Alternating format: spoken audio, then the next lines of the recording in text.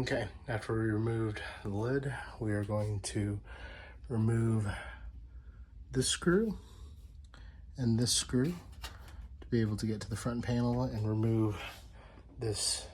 We're gonna lay it on top. All right, next thing we're gonna do is we're gonna remove these 2 screws, 3 screws, 4 screws right there. And then afterwards, we're going to remove these 2 screws right here. All right, we're gonna go ahead and remove this switch here. We're gonna pull all of this up.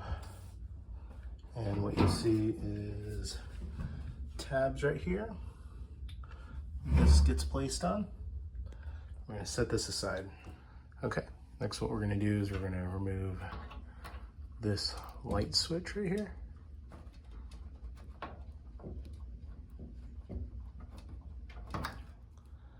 And then there is a front portion on here. We're gonna remove these screws.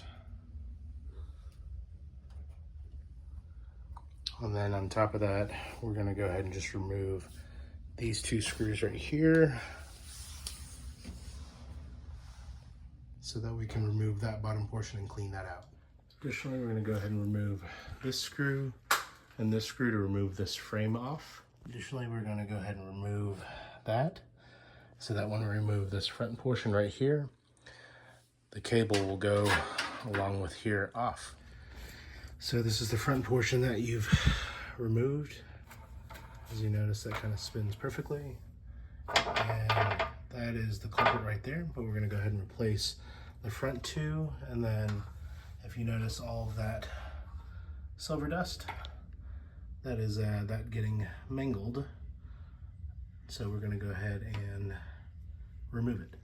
Okay, with these new rollers, you're going to use a 14 on the bottom. Then, first time I've ever used such a small 6, and then you're gonna tighten it. And I usually do hand tight on there.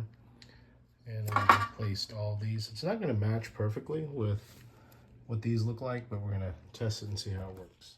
Okay, for both of these rollers, whenever I ended up replacing them, since we got them in a set of 4, just wanted to let everyone know I had to use a stubby to get in the back. All of my sockets were a little bit too large to be able to fit back there, so I didn't have anything that was offset, so I had to use a combination of a 1/4 and then 14, and use a 6 on the back to be able to get to those. That was probably the longest part of this repair. So taking a look at this, you can tell that all of this metal that's been ground out from that bearing came from the front. The 2 rear ones were fine. So a few things, you can test the movement of these pulleys. You can turn the motor to make sure everything's are clean. And I'm just gonna do a quick vacuum before reinstalling.